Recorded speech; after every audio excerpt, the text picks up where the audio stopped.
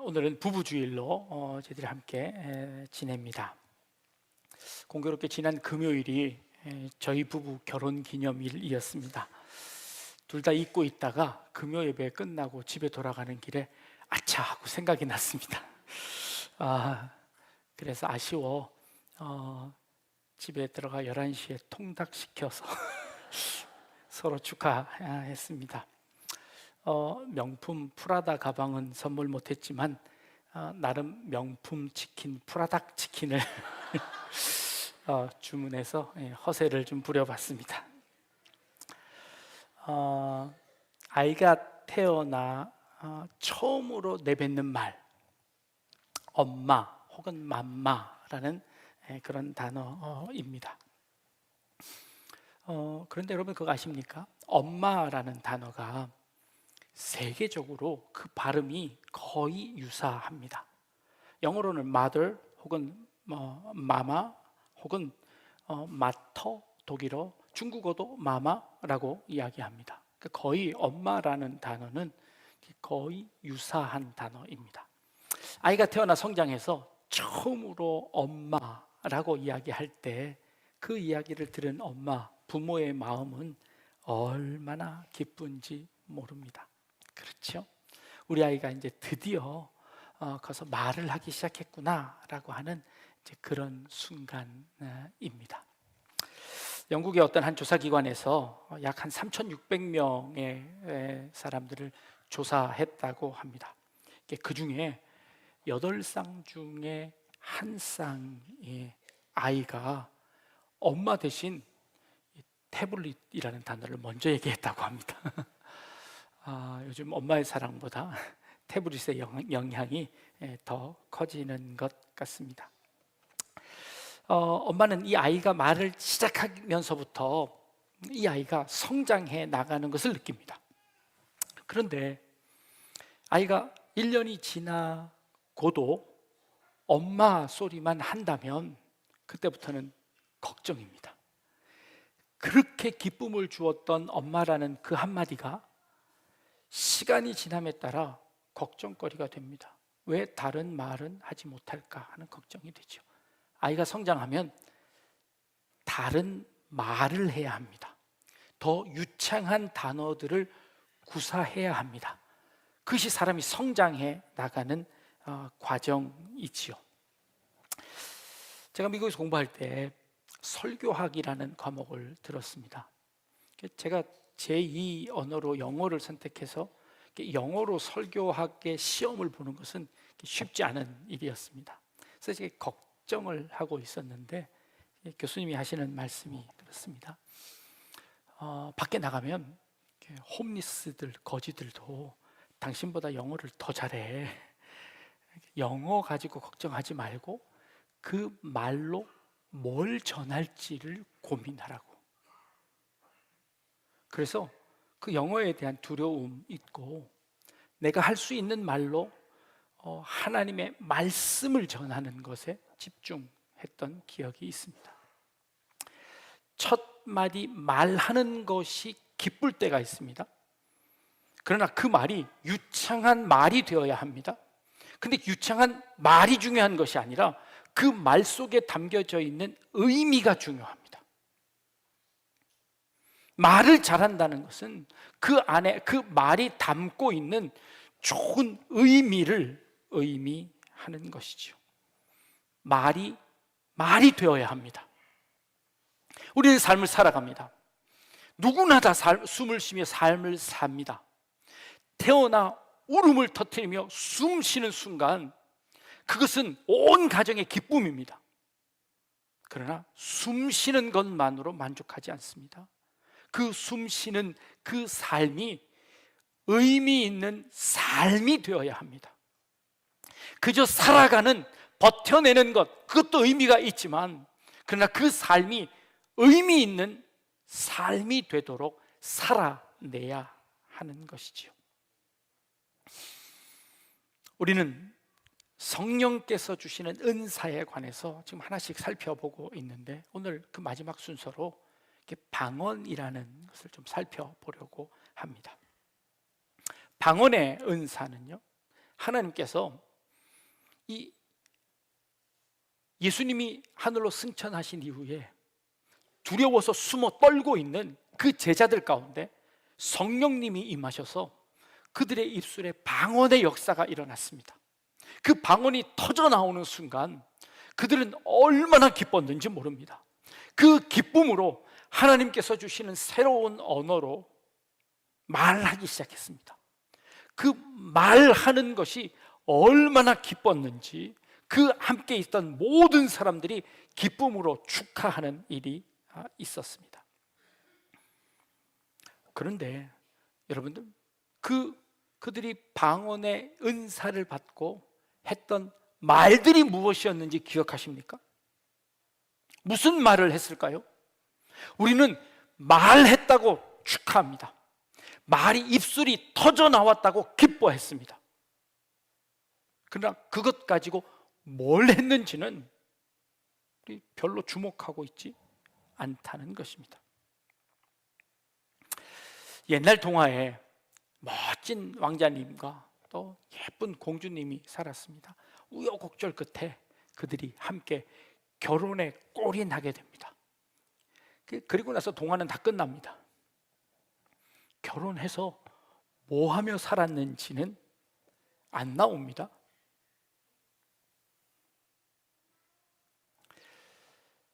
주례를 부탁하면 저는 늘 예비 신랑 신부에게 숙제를 냅니다.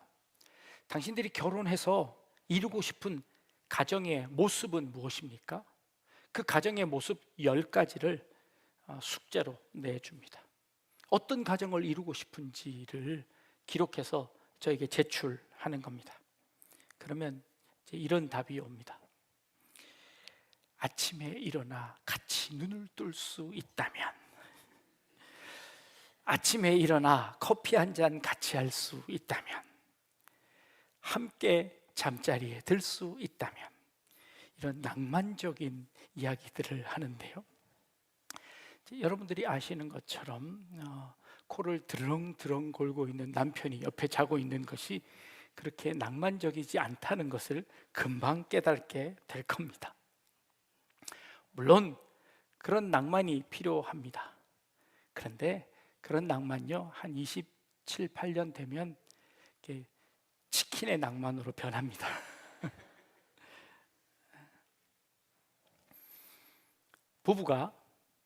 부부가 된다는 것이 참 소중한 인연이고 축복입니다. 그러나 부부가 된 다음에 그 부부가 해야 되는 일들이 있습니다. 그 부부가 함께 감당해야 할 사명이 있는 겁니다. 부부가 되었다는 것을 축하하는 것은 결혼식이면 충분합니다. 결혼식 날이면 충분합니다.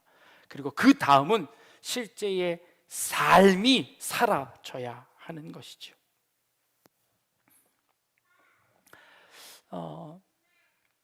결혼해서 아이를 갖지 못하는 부부 중에 이런 이유들이 있답니다. 요즘은 의학이 발달되어서 조사를 해보니 엄마의 면역력이 너무 강해서 아이가 처음 세포 형태로 생겨났을 때 엄마의 면역세포가 아이를 공격해서 아이를 유산시킨다는 겁니다. 그러면 산부인과에서는 어떤 처방을 내리냐 하면 이런 처방을 내립니다. 엄마의 면역력을 낮추는 처방을 합니다. 그러면 아이가 생겼을 때 엄마의 세포가 아이를 공격하지 않게 한다는 거예요. 근데 여기는 단점이 있습니다. 엄마의 면역세포가 낮아짐에 따라 어떤 병균이 침입하더라도 엄마는 무방비 상태가 되어진다는 겁니다. 제가 이 비유를 들은 이유는 무엇이냐면, 그렇게 자기의 분신처럼 생각하고 내 몸이라고 생각했던 그 자녀도 무의식적으로 엄마의 세포가, 면역세포가 아이 세포를 공격한다는 거예요. 남이라는 겁니다. 다른 몸이라는 겁니다. 그렇게 태어난 아이도 자라나면 떠납니다. 아니, 떠나 보내야 합니다. 남이 되어야 합니다. 그런데 부부는요, 전혀 모르던 사람이 하나 되어서 한 몸이 된답니다. 아니, 평생을 함께 살아가야 하는 한 몸이 되는 것이 부부입니다. 자녀마저도 밀어내는 내 몸이 전혀 모르는 그 상대방을 나의 몸으로 받아들여야 합니다. 그 한 몸 되는 것 자체가 굉장히 어려운 일입니다. 그러면 그 어려운 일을 해내고서 그걸 통해서 무엇을 해야 할까요? 그 한 몸 되어진 부부로서 그 부부가 어떤 일을 감당해야 할까요? 성령께서 임하셔서 방언의 은사를 주셨습니다. 지난주에 함께 살펴보았습니다. 그 은사 중에 예언을 살펴보았습니다. 하나님께서 우리에게 주신 예언은 오라클, 신탁이 아니라 예언이라고 말씀드렸습니다. 신탁이라는 것은 신께서 말씀하신 것을 내가 그대로 앵무새처럼 읊조리는 것을 이야기합니다. 성경은 그런 예언을 우리에게 말씀하고 있지 않습니다. 성경은 하나님이 주신 그 말씀을 내 삶의 형편에서, 내 삶에 주어진 환경 가운데서 어떻게 살아가야 할 말씀인지를 우리가 고민하고 노력해서 그대로 살아내는 것, 그거 예언자의 삶이라고 말씀을 드렸습니다. 고린도 교회 형편을 조금 더 말씀을 드리면, 고린도 지방에 높은 산이 하나 있었는데 그 산 꼭대기에 아프로디테를 섬기는 아주 큰 신전이 하나 있었습니다. 그 신전에는 전해져 오기는 최고로 번성했을 때는 그 신전을 섬기던 신녀가 약 1000명이나 되었다고 합니다. 그 신전을 찾아 나오는 사람들에게 신탁을 전하고, 그리고 그 신의 뜻을 전하는 그 일을 수고했던 사람이 1000명이나 될 정도로 어마어마한 신전이 고린도 교회에 있었다는 겁니다. 그런데 그 고린도 교회 그 신전에 들어갈 때 그 신녀들이 어떤 방법으로 신의 뜻을 전했냐 하면 방언의 방법으로 전했다고 전해지고 있습니다. 그 말은 무엇이냐 하면 인간이 알아들을 수 없는 언어를 통해 그들이 이야기하면 그것을 통역해서 신의 말처럼 전하는 겁니다. 우리나라에서도 무당들이 알 수 없는 이야기들을 소리하며 그것이 신이 임해서 마치 행하는 것처럼 전하는 것처럼 그렇게 방언을 사용할 때가 있었다는 겁니다. 이것은 하나님의 예언이 아니라 신의 신탁에 불과합니다. 하나님께서는 절대로 우리에게 그런 방법으로 하나님의 뜻을 전하지 않는다고 말씀드렸습니다. 고린도 교회 안에 이런 일들이 팽배하게 일어났습니다. 그 신전 가운데 그 방언의 역사들이 일어나 하나님께서 주신 그 방언의 은사들을 마치 자기의 자랑처럼 하나님의 뜻을 그대로 이어받은 것처럼 그것을 자랑해서 심지어 공예배를 드리고 있는 가운데 여러 군데서 각각 다른 방언들을 이야기하기 시작했습니다.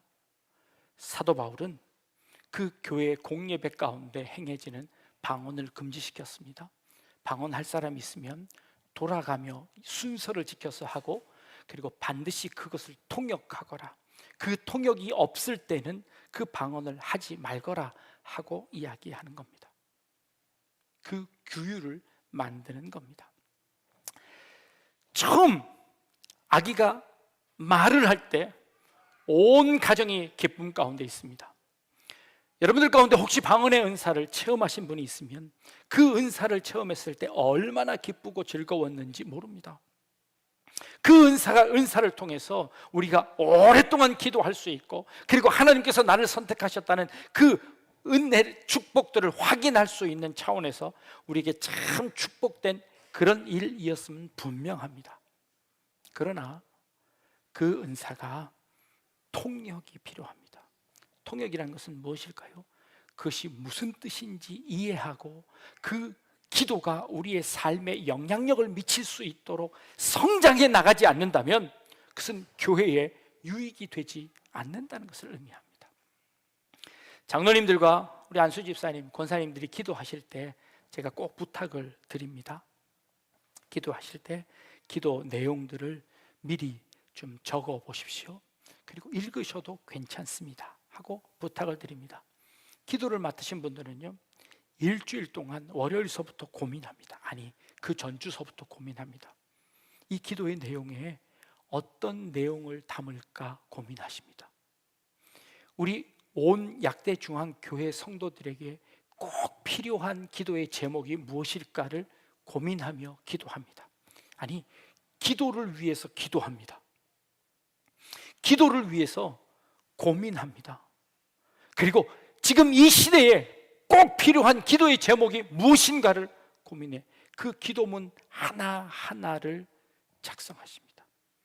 지웠다 썼다를 반복하실 겁니다.